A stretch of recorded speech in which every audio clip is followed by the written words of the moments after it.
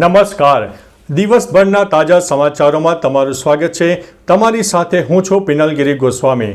સમાચારો વિસ્તારથી જાણીએ એ પહેલા મહત્વના સમાચારો ઉપર એક નજર.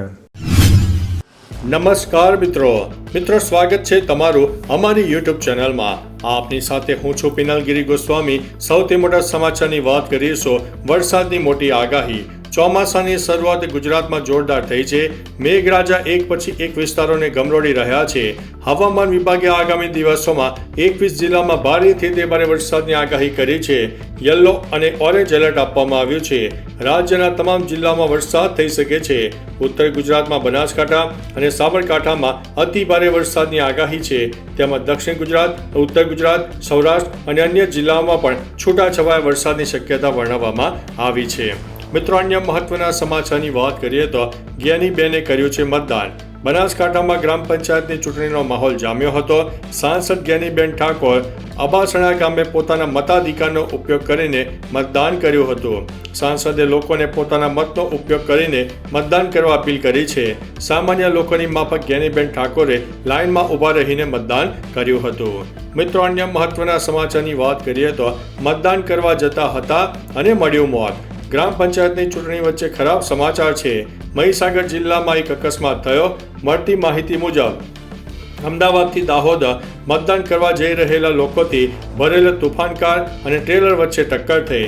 સંતરામપુર બાયપાસ પાસે આ અકસ્માત સર્જાયો હતો, જેમાં 2 લોકોના ઘટના સ્થળે મોત થયા છે. 13 લોકો ઘાયલ થયા છે. કારના લોકો દાહોદના જાલોદ તાલુકાના વજીલા અને દાટગઢ ગામના વતની છે. ઈજાગ્રસ્તો હોસ્પિટલમાં છે અને પોલીસ તપાસમાં લાગી છે. મિત્રો, અન્ય મહત્વના સમાચારની વાત કરીએ તો નેતન્યાહુએ ટ્રમ્પનો આભાર માન્યો. અમેરિકા દ્વારા ઈરાનના પરમાણુ ઠેકાણાઓ પર બોમ્બ મારા બાદ ઇઝરાયેલના વડાપ્રધાન બેન્જામિન નેતન્યાહુએ અમેરિકી રાષ્ટ્રપતિ ડોનાલ્ડ ટ્રમ્પને અભિનંદન પાઠવ્યા છે.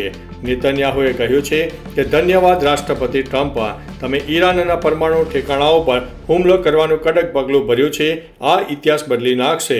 તેમણે અમેરિકાના હુમલાને ખરેખર અજોડ ગણાવ્યો અને કહ્યું કે વિશ્વનો કોઈ અન્ય દેશ આવું ન કરી શકે. મિત્રો, અન્ય મહત્વના સમાચારની વાત કરીએ તો અમેરિકી હુમલાથી રેડિયેશન લીક થયું નથી તેવું ઈરાને જણાવ્યું છે.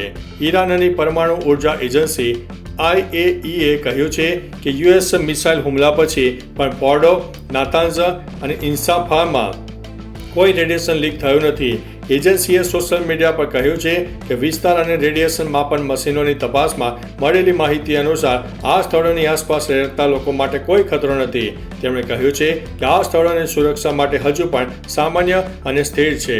મિત્રો, અન્ય મહત્વના સમાચારની વાત કરીએ તો ગ્રામ પંચાયતની ચૂંટણી વચ્ચે વધુ એક હુમલો. ગ્રામ પંચાયતની ચૂંટણી વચ્ચે વધુ એક હુમલાના સમાચાર છે. ગોધરા તાલુકાના ધાણીત્રામાં સરપંચ પદના ઉમેદવાર લીલાબેન કુંદનસિંહ પરમારના પુત્ર પર હુમલો કરાયો હતો. મોડી સાંજે લીલાબેનના પુત્ર વનરાજસિંહ અને રાજેન્દ્રસિંહ મકવાણા ગોધરાથી ધાણીત્રા પરત ફરી રહ્યા હતા. તે સમયે કોઈ ઈસમોએ તેમની ગાડી રોકી હતી અને તેમને માર માર્યો હતો. મિત્રો, અન્ય મહત્વના સમાચારની વાત કરીએ તો ગઈકાલે હતી યોગીની એકાદશી.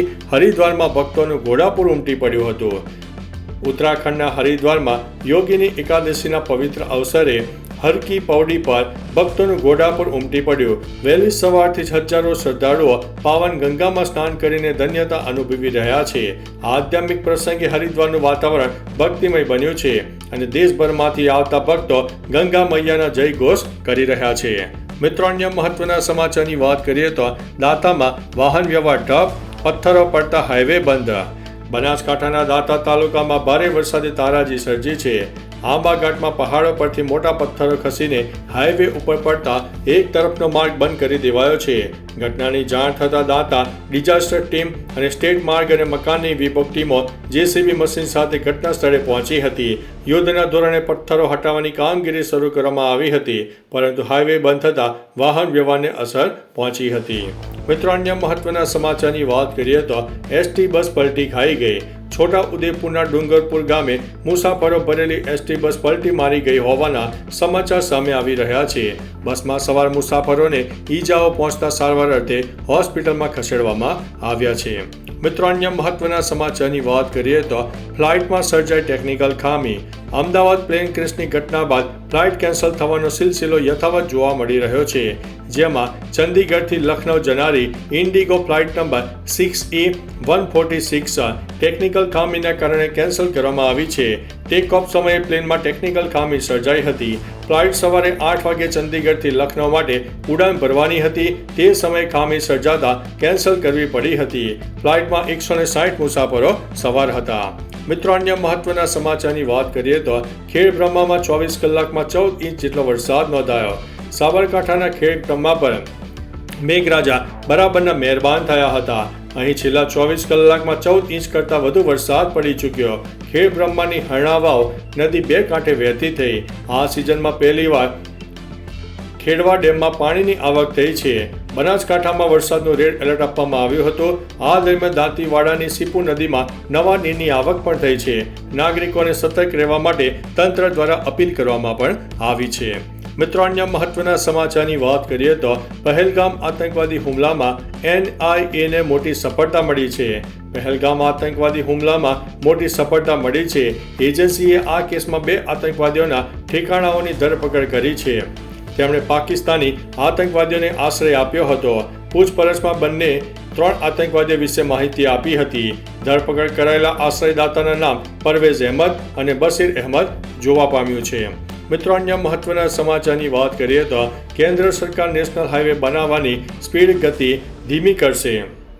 કેન્દ્ર સરકાર હવે સ્ટેટ હાઈવે નેશનલ હાઈવેમાં રૂપાંતરિત કરવાની ગતિ ધીમી કરવા જઈ રહી છે. મીડિયાના રિપોર્ટ અનુસાર હવે દરેક રસ્તાને નેશનલ હાઈવેનો દરજ્જો મળશે નહીં, પરંતુ રાજ્ય સરકારોને તેમના પોતાના ધોરીમાર્ગોને સુધારવા માટે પૈસા આપવામાં આવશે. નવા મોડેલ હેઠળ અપગ્રેડ પછી અને આ રસ્તાઓની જાળવણી રાજ્ય સરકારો દ્વારા કરવામાં આવશે. કેન્દ્ર હવે ગ્રીનફિલ્ડ હાઈવે અને એક્સપ્રેસ બનાવવા ઉપર ધ્યાન આપશે. મિત્રો, અન્ય મહત્વના સમાચારની વાત કરીએ તો ગ્રામ પંચાયતની ચૂંટણી વચ્ચે પથ્થરમારો. ગ્રામ પંચાયતની ચૂંટણી વચ્ચે દાહોદના મોટી હાંડી ગામે પથ્થરમારો થયા હોવાની ઘટના સામે આવી છે. અહીં સરપંચ પદના ઉમેદવારના સમર્થકો બંને જૂથો એકબીજા પર પથ્થરમારો કર્યો હતો, જેને લઈને મતદાન પણ અટક્યું છે. પોલીસ ઘટના સ્થળે છે. બીજી તરફ રાપર તાલુકાના ચિત્રોડ ગામમાં પણ ચૂંટણી દરમિયાન 2 જૂથો વચ્ચે મારામારી થઈ હતી. આનો એક વિડીયો સામે આવ્યો છે. પોલીસે આ મામલે વચ્ચે પડવું પડ્યું હતું. મિત્રો, અન્ય મહત્વના સમાચારની વાત કરીએ તો અમેરિકાના હુમલા બાદ ઈરાનની ભયંકર ધમકી સામે આવી છે. ઇઝરાયલ અને ઈરાન યુદ્ધમાં હવે અમેરિકા પણ કૂદી પડ્યો છે, જેના પગલે તણાવ ચરમસીમાએ પહોંચ્યો છે. ઈરાન પર અમેરિકાના હુમલા બાદ ઈરાનના સુપ્રીમ લીડર ખોમેનીએ અમેરિકાને અભૂતપૂર્વ નુકસાન ભોગવવાની પણ ચેતવણી આપી છે. તેમના નજીકના હુસેન શરિયત માદારીએ તો નિશાન પરના સ્થળોની યાદી પણ આપી દીધી છે. આ બધી સ્થિતિ વચ્ચે દુનિયા હવે ભયંકર યુદ્ધનો ખતરો તોડાઈ રહ્યો છે. તો ચાલો મિત્રો, ફરીથી દેશ અને દુનિયાના સુપરફાસ્ટ સમાચાર લઈને મળતા રહીશું. ત્યાં સુધી અમને રજા આપશો. નમસ્તે.